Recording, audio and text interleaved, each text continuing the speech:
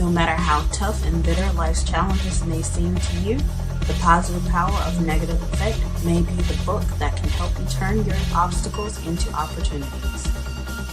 Call 1-229-638-1065 right now or visit mymiracletv.org to get your personal copy of The Positive Power of Negative Effects written by Dr. N.D. AUDU, the international bestseller, which may help you turn every obstacle you confront into the opportunity of your success in life. For over 30 years in nearly 40 nations around the world, God has been using Dr. N.D. AUDU mightily, according to John 14:12, to raise many physically dead and dying people, heal the sick, operate many special miracles, as well as winning many sinners to Christ. As the author of the internationally best-selling series known as Raising the Dead, Dr. AUDU has been honorably received by many world leaders. Now, ladies and gentlemen, log on to raisingthedead.org for additional details, because Dr. AUDU is coming to your area for a great meeting, and you need to be there.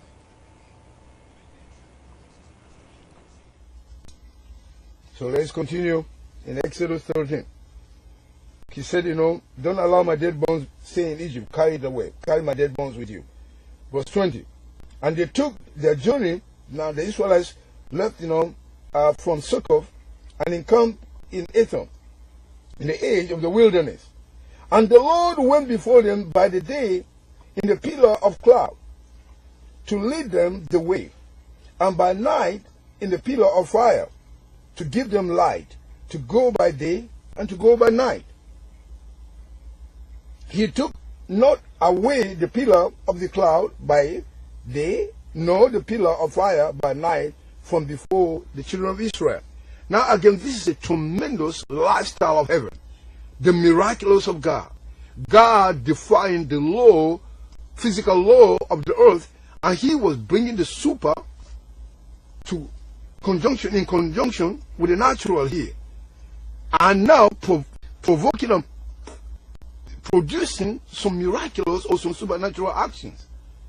Where are we seeing all of these things happening today? Yeah, you see, thank God, we've got electricity, we've got these, we've got power source, we have got AC, we've got this and that. Look, excuse me. We cannot just allow our man-made inventions to make us think that God is behind civilization. God doesn't know what he's doing. He's still the same God.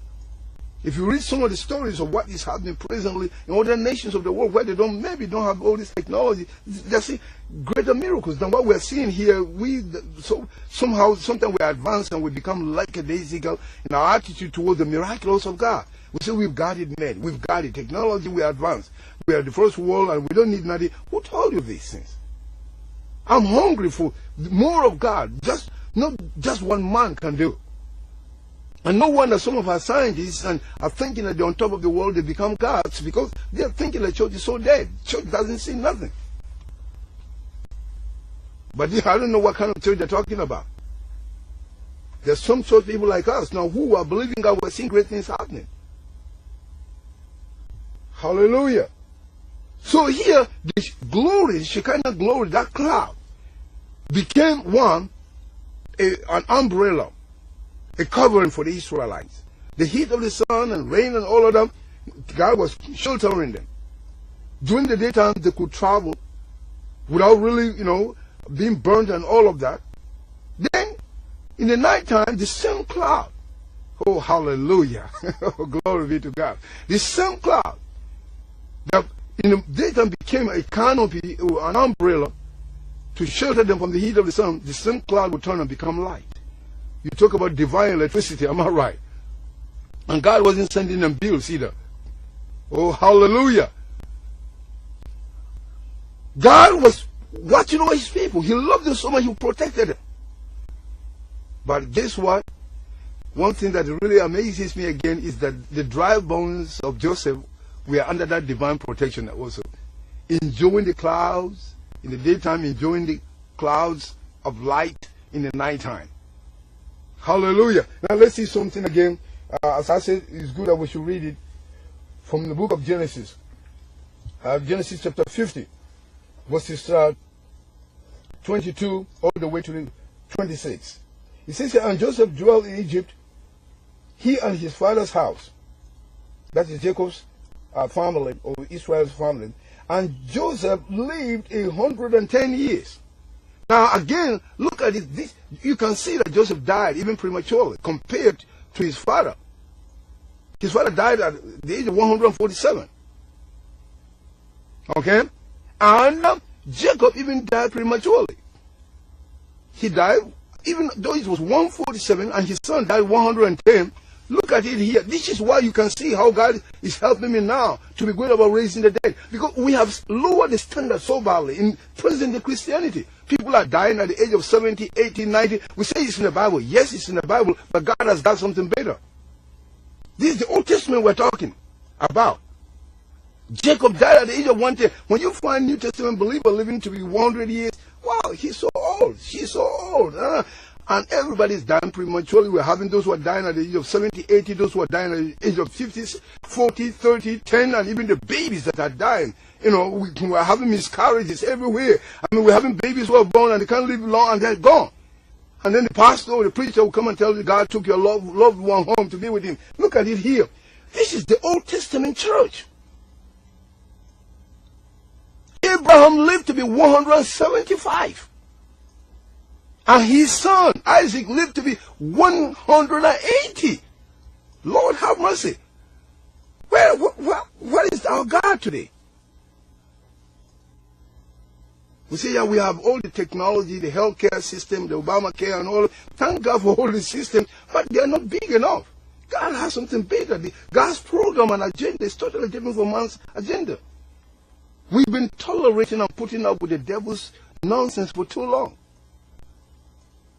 So as much as the Old Testament is good, the New Testament is better. So let's live and enjoy those better things of the New Testament. Let us not just preach about it. Oh, hallelujah. So verse 23, chapter 50 of Genesis, verse 23 now. And Joseph saw Ephraim's children of the third generation, the children also of Machiel, the son of Manasseh, were brought up under Joseph's knees. Verse 24, and Joseph said unto his brethren, I die, and God will surely visit you. God will surely visit you. What we read in Exodus was a repetition of what Genesis said here. Moses was repeating it. So here he said, God will surely, certainly, undoubtedly. Now, there's no shadow of doubt, no variation in what he has promised he will do it. How many of us are saying the same thing about the Bible today? Oh, we're just going about saying, yeah, you know, God said about it. You know, you can't take it seriously. And some of the worst enemies of the Bible are church people themselves. We attack the Bible. We might preach good, but when it comes to fulfilling what God says, we back up. We put yeah, but. God doesn't need a yeah, but. He wants you to take his word seriously. In every area of your life, and my life, our lives. So he says here, verse 24, and Joseph said unto his brethren, I die, and God will surely visit you, and bring you out of the land unto the land which he swore. He made a vow, an oath, that nobody can break it. Nobody was higher, and nobody is higher than God. So God said, by myself, because he had nobody higher than him to swear, to seal that covenant, he said, I swear by myself. And he said that he swore unto Abraham, unto Isaac, and unto Jacob, O Israel. And Joseph took an oath of the children of Israel, saying, he's repeating himself,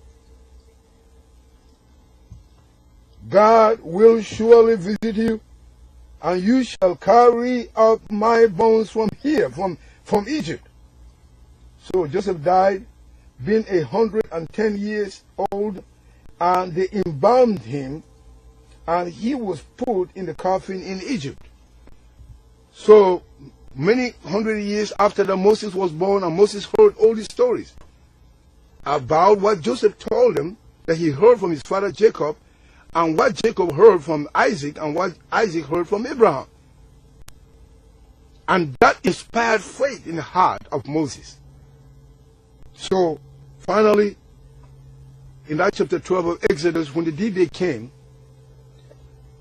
and God was going to lead the Israelites out, the firstborn of the Israelites were killed, including even the animals. We see the promise and the fulfillment of that promise that Joseph, even though physically he might be, we can call him a dead person, his bones were so anointed with faith, so much so that now, literally, that vow he made his family to make concerning his dead bones, he said, "You're not leaving my dead bones here in the coffin in Egypt. You're going back home to Canaan Land with my dead body." Hallelujah. I say hallelujah. And now if Joseph could say something and the Israelites had to obey that to carry his dead bones out of Egypt into Canaan Land, what about Jesus? He did die, but you can't find his bones. You can't find his dead body in coffin in Israel. He arose. And not only that he arose, he commands us.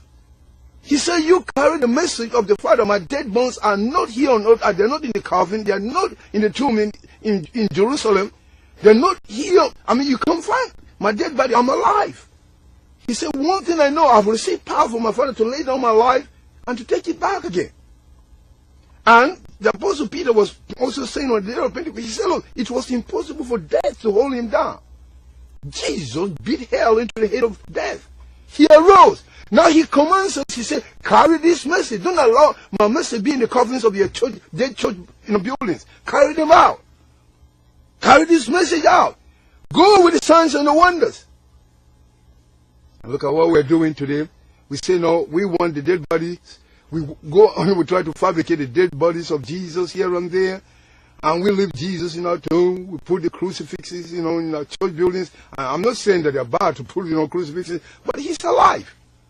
Hallelujah. Take Jesus out on the street. Take him out on the neighborhood. Take him out, to where sinners are. Just say, "Lord, this is a situation. We need solution. We need intervention from you." And wait and see what his name can do. And this is exactly what inspires me. And I am doing it all over the city of Albany now. I'm doing it all over the counties of Georgia and this great nation of the United States. I'm just telling the Americans, excuse me, the day of a dead God is over. We're talking about a living God now. Hallelujah. I'm carrying, this living Jesus on the inside of me. I'm not keeping him just in Egypt. I'm not keeping him, in the building. I'm taking him out so that people can see and experience it.